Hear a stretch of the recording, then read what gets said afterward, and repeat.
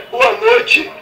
Eu queria agradecer o grande carinho aí que a Jéssica tem me dado, galera. Quero dizer aí que estamos aí firme e forte aí na estrada. E eu quero dizer aí ao alemão aí que o príncipe do gueto sou eu, que o barril dobrado sou eu, viu? O canário sou eu, certo? Hoje, infelizmente, eu não vou poder cantar, certo? Porque eu estou com um problema na minha garganta. Ontem o festival de verão foi sucesso, fizemos lá um sonzinho bacana lá.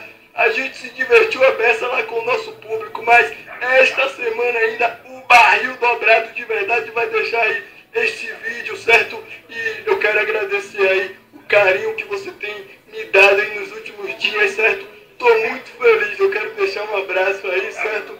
E deixar um beijo para toda a favela, toda Estrada Velha. Tamo junto, viu? Jéssica, beijão de verdade. Eu tô com a minha voz realmente. Está doendo a minha garganta, minha voz realmente está fraca, realmente está muito baixa, está rouca. Então não vai dar para fazer esse vídeo. Mas eu quero dizer que tamo junto. O barril dobrado sou eu, pode dizer. O príncipe do gueto sou eu. Tamo junto, hein?